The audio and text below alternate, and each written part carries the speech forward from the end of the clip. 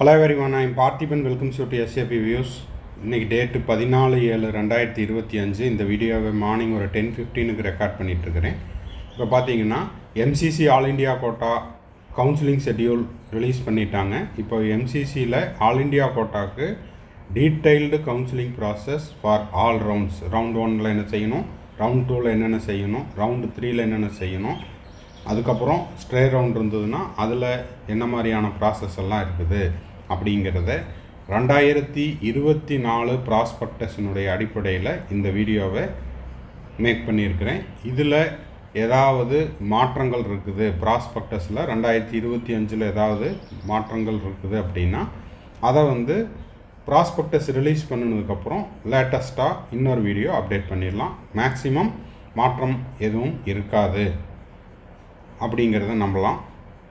வீடியோக்குள்ளே போகிறதுக்கு முன்னாடி இது வரைக்கும் இந்த வீடியோவை நீங்கள் லைக் பண்ணாமல் பார்த்துட்டு இருக்கிறீங்கன்னா மறக்காமல் லைக் பட்டனை ப்ரெஸ் பண்ணிட்டு பாருங்கள். எஸ்ஏபி வியூஸ் யூடியூப் சேனலுக்கு இப்போ தான் ஃபஸ்ட் டைம் வந்திருக்கிறீங்க, இன்னமும் சப்ஸ்கிரைப் பண்ணல அப்படின்னா மறக்காமல் சப்ஸ்கிரைப் பண்ணிவிட்டு பெல் ஐக்கானை கிளிக் பண்ணிவிட்டு பார்த்தீங்கன்னா நம்ம போடுற எல்லா வீடியோஸும் உங்களுக்கு நோட்டிஃபிகேஷனாக வந்துடும்.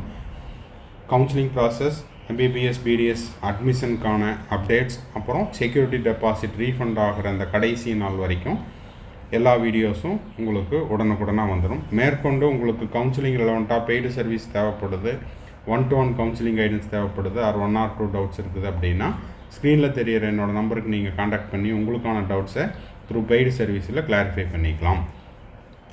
இப்போது ஃபஸ்ட்டு என்ன பண்ணுறோம் அப்படின்னா இந்த கவுன்சிலிங் ஷெட்யூலை ஒரு டைம் பார்த்துடலாம்.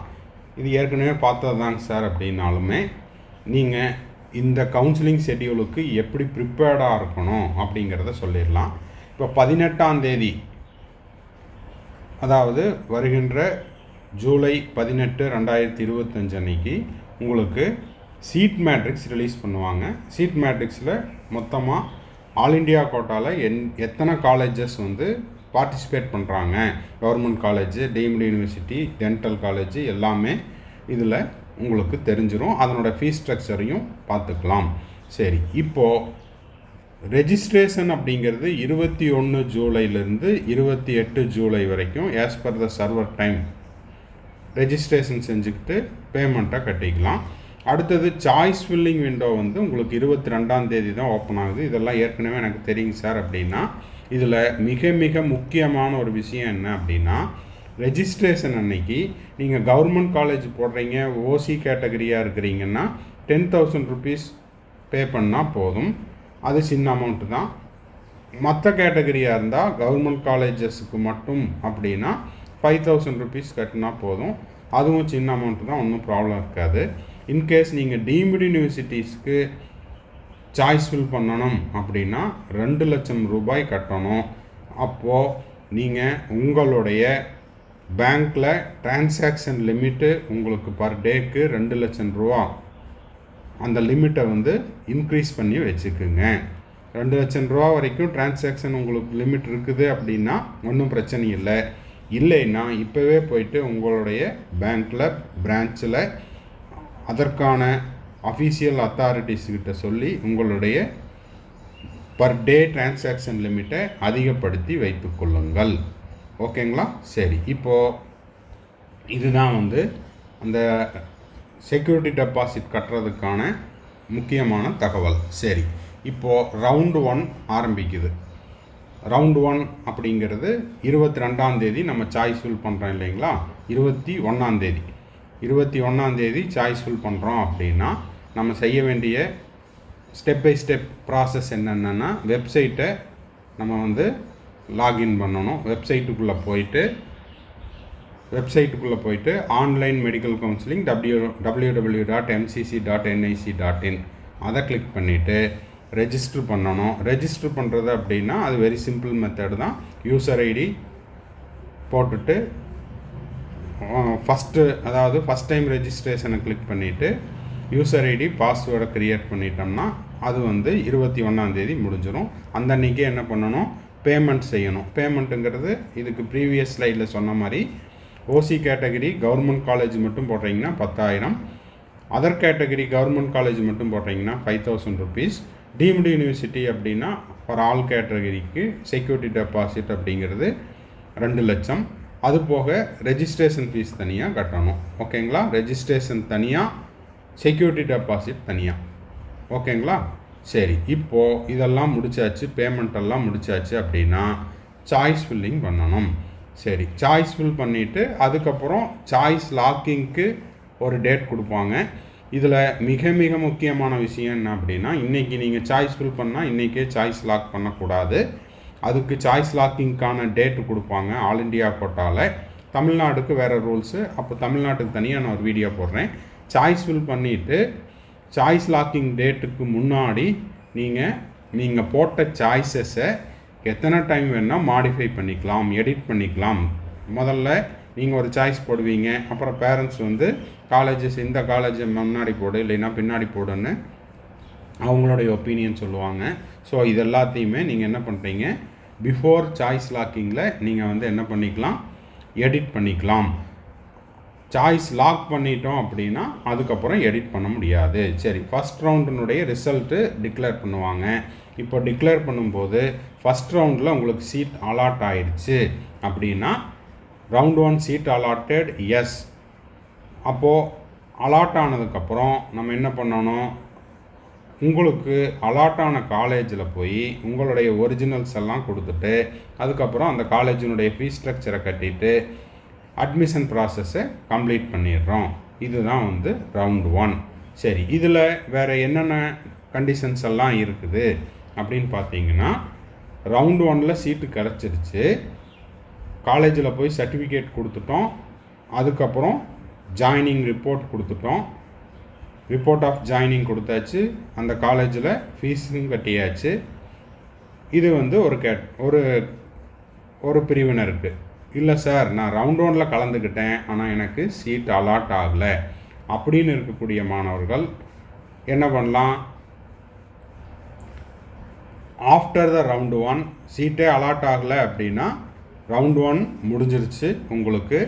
திரும்பவும் ரவுண்டு 2ல் நீங்கள் என்ன பண்ணுறீங்க, மீண்டும் ஒரு முறை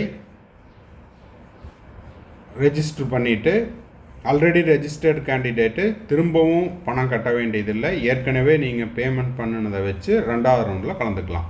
சரி, இப்போது ரவுண்டு 1ல் உங்களுக்கு சீட்டு கிடச்சிது, நீங்கள் போய் காலேஜில் போய் ஜாயின் பண்ணீங்க, சர்டிஃபிகேட்டை சப்மிட் பண்ணியாச்சு, பணமும் கட்டியாச்சு. இதுவே சீட் அலாட் ஆச்சு சார், நான் போய் ஜாயின் பண்ணல, ஓகேங்களா, எனக்கு அந்த கல்லூரி பிடிக்கல, இல்லைன்னா எனக்கு அந்த ஃபீஸ் ஸ்ட்ரக்சர் அதிகமாக இருக்குது, சீட் அலாட் ஆச்சு நான் போய் சேரல அப்படின்றவங்க ரவுண்டு 1ல் ஃப்ரீ எக்ஸிட் ஆகிக்கலாம்.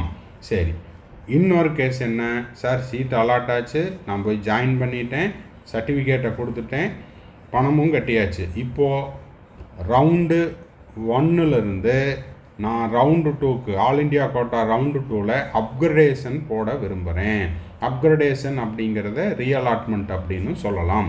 இப்போ ரவுண்டு 2ல் அப்கிரேடேஷன் போடணும் அப்படின்னா நீங்கள் அதே கல்லூரியில் சேரும்போது உங்கள்கிட்ட are you willing to participate in round 2 அப்படின்னு கேட்பாங்க.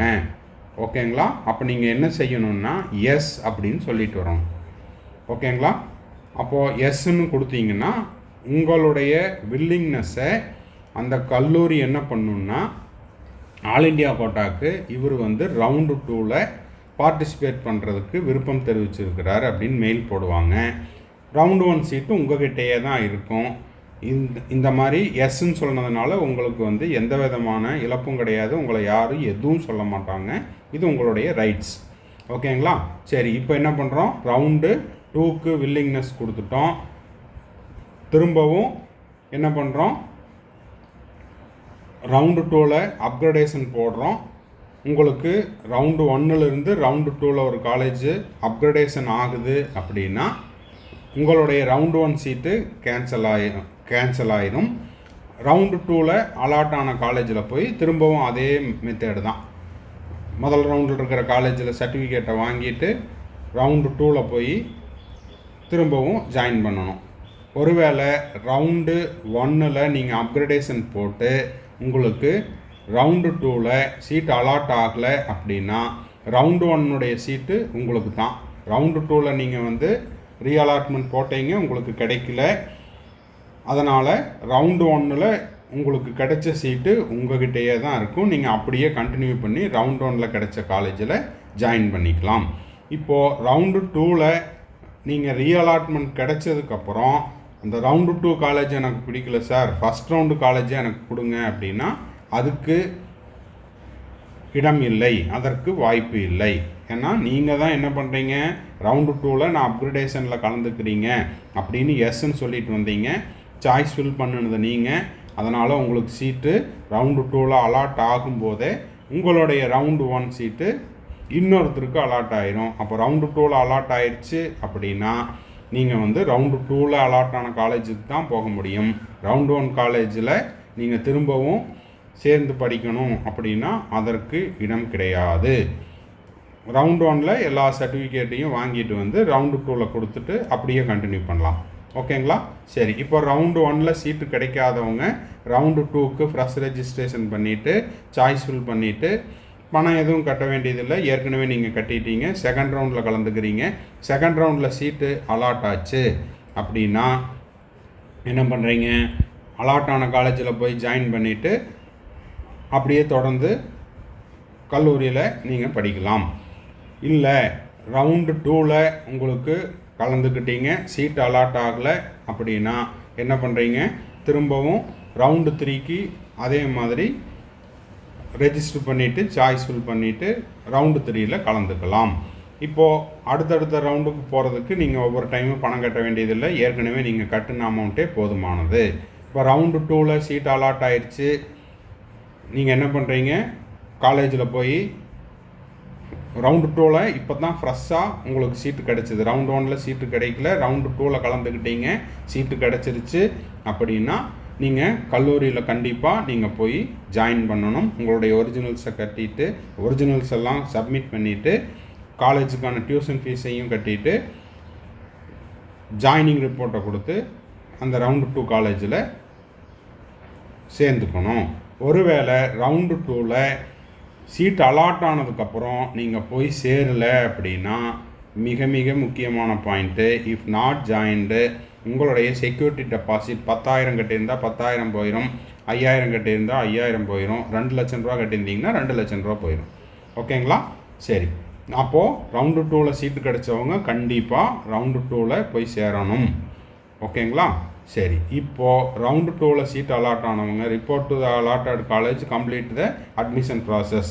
அது வந்து இந்த சர்டிஃபிகேட்டெல்லாம் கொடுத்து அங்கே பேமெண்ட் கட்டுறது. இப்போவும் ரவுண்டு 2ல் நீங்கள் என்ன பண்ணிக்கலாம், சேரும்போது நீங்கள் ரவுண்டு 3க்கு அப்கிரேடேஷன் போட விரும்புகிறீங்களா, ரீஅலாட்மெண்ட் போட விரும்புகிறீங்களா அப்படின்னு கேட்டால் விருப்பம் இருக்குது அப்படின்னா எஸ்ன்னு கொடுங்க. இல்லை தேவையில்லை, நான் ரவுண்டு 2லேயே செட்டில் ஆகிக்கிறேன் அப்படின்னா அங்கேயே இருந்துக்கலாம். ஓகேங்களா? சரி, இப்போ சீட்டு கிடைக்காதவங்களுக்கு பிரச்சனையே இல்லை, அப்படியே டைரெக்டாக ரவுண்டு 3ல் கலந்து கொள்ளலாம். ஓகேங்களா? சரி, இப்போ ரவுண்டு 3 டேட்டு வருது, மாப்பப் ரவுண்டுன்னு சொல்லுவோம். ரவுண்டு 3க்கு சீட் அலாட் ஆகுது. அலாட் ஆகிடுச்சு அப்படின்னா ரவுண்டு 3ல் நீங்கள் போய் அதே மாதிரி அட்மிஷன் ப்ராசஸ் எல்லாம் முடிச்சுட்டு பணத்தை கட்டி காலேஜில் ஜாயின் பண்ணுறீங்க. இப்போது அப்கிரேடட் அதாவது அப்கிரேடேஷன் ஆன கேண்டிடேட்டும் ரவுண்டு 2லிருந்து ரவுண்டு 3ல் அப்கிரேடேஷன் ஆன மாணவர்களும் ஃப்ரெஷ் ரெஜிஸ்ட்ரேஷன் ரவுண்டு 3ல் பண்ணி இப்போ தான் ரவுண்டு 3ல் தான் எனக்கு வந்து சீட்டு கிடச்சிருக்குது அப்படின்னா நீங்கள் என்ன பண்ணுறீங்க, கண்டிப்பாக போய் சேரணும். உங்களுடைய ரவுண்டு 2 சீட்டாக இருந்தால் அந்த சீட்டு கேன்சல் ஆயிரும். இப்போ புதுசாக ரவுண்டு 3ல் ரீஅலாட்மெண்ட் கிடைச்ச காலேஜில் தான் நீங்கள் படிக்க முடியும். ரவுண்டு 2 சீட்டில் திரும்பவும் நான் போய் சேர்ந்துக்கிறேன்னா அதற்கு இடம் கிடையாது. ஓகேங்களா? சரி, இப்போது ரவுண்டு 3ல் சீட்டு கிடைத்த மாணவர்கள் என்ன பண்ணணும், கண்டிப்பாக அந்த காலேஜில் போய் ஜாயின் பண்ணணும். அப்படி ஜாயின் பண்ணல அப்படின்னா உங்களுடைய செக்யூரிட்டி டெபாசிட் போயிடும். அதுக்கப்புறம் டியூஷன் ஃபீஸு அதுவும் ஃபோர்ஃபீச்சர் ஆயிரும். இது ரவுண்டு 3ல் மிக மிக கவனமாக இருக்க வேண்டிய விஷயம். ஓகேங்களா? Seat allotted and not joined என்ன ஆகுது, எக்ஸிட் வித் ஃபோர்ஃபீச்சர். அது மட்டும் இல்லாமல் அடுத்தடுத்த சுற்றுகளில் கலந்து கொள்ள முடியாது. ஆல் இண்டியா கோட்டாவில் அடுத்தடுத்த சுற்றுகளில் கலந்து கொள்ள முடியாது. எனக்கு ரவுண்டு 3ல் கலந்துக்கிட்டேன் சார், சீட்டே கிடைக்கல அப்படின்றவங்க 4th ரவுண்டு, அதாவது ஸ்டே ரவுண்டில் கலந்துக்கலாம். ஸ்டே ரவுண்டுக்கும் அதே மாதிரி தான். இதுக்கு முன்னாடி நீங்கள் கட்டின அந்த ரெஜிஸ்ட்ரேஷன் ஃபீஸு, செக்யூரிட்டி டெபாசிட்டு இதெல்லாம் இருக்கும். இதை வச்சுட்டு நீங்கள் இதுவரைக்கும் சீட்டு கிடைக்காத 1, 2, 3ல் சீட்டு கிடைக்காத மாணவர்கள் 4வது ரவுண்டில் கலந்துக்கலாம். 4வது ரவுண்டில் கலந்துக்கிட்டு உங்களுக்கு சீட்டு கிடச்சிருச்சு அப்படின்னா நீங்கள் ஒதுக்கப்பட்ட அந்த கல்லூரியில் போய் நீங்கள் சர்டிஃபிகேட்டெல்லாம் கொடுத்து அட்மிஷன் ப்ராசஸை முடிச்சுட்டு நீங்கள் காலேஜில் சேர்ந்து படிக்கலாம். ஓகேங்களா? சரி, இப்போது சீட்டே கிடைக்கல சார் அப்படின்னா ஒருவேளை உங்களுக்கு ஸ்பெஷல் ஸ்டே ரவுண்ட் இருக்குதுன்னா நீங்கள் அதில் கலந்துக்கலாம். ஓகேங்களா? அப்படி 4வது ரவுண்டோடைய சீட்டு முடிஞ்சுது அப்படின்னா உங்களுடைய செக்யூரிட்டி டெபாசிட் உங்களுடைய அக்கௌண்ட்டுக்கு ரீஃபண்ட் ஆகிடும். சரி, 4வது ரவுண்டில் சீட்டு கிடச்சிது சார், நான் போய் ஜாயின் பண்ணல, அலாட்டட் பட் நாட் ஜாயின்ட் அப்படின்னா வெரி வெரி இம்பார்ட்டண்ட். என்னென்ன அப்படின்னா ஃபோர்ஃபீச்சர் ஆஃப் த ஃபீஸ், உங்களுடைய ஃபீஸ் வந்து ஃபோர்ஃபீச்சர் ஆயிரும். அதுக்கப்புறம் உங்களுடைய டியூஷன் ஃபீஸு அதுவும் போயிடும். அது மட்டும் இல்லாமல் debarred for next 1 year from the NEET examination. 4வது ரவுண்டில் சீட்டு கிடைத்த மாணவர்கள் கல்லூரியில் போய் சேரல அப்படின்னா செக்யூரிட்டி டெபாசிட் போயிடும், டியூஷன் ஃபீஸ் போயிடும். அதுக்கப்புறம் 2026 நீட் எக்ஸாமில் கலந்து கொள்ள முடியாது. இவை அனைத்தும் 2024 ப்ராஸ்பெக்டஸில் கொடுத்தது. இதில் ஏதாவது 2025 மாற்றம் இருக்குது அப்படின்னா லேட்டஸ்ட் வீடியோ போஸ்ட் பண்ணிடலாம். தேங்க்ஸ் ஃபார் வாட்சிங். பாய், see you. Have a nice day. மறுபடியும் அடுத்த வீடியோவில் அடுத்த ஒரு அப்டேட்டோட மீட் பண்ணுறேன். மேற்கொண்டு கவுன்சிலிங்கில் வந்துட்டு உங்களுக்கு பெய்டு சர்வீஸ் தேவைப்படுதுன்னா ஸ்க்ரீனில் தெரியிற என்னோடய நம்பருக்கு நீங்கள் காண்டாக்ட் பண்ணி உங்களுக்கான டவுட்ஸை த்ரூ பெய்டு சர்வீஸில் கிளாரிஃபை பண்ணிக்கலாம். Have a nice day.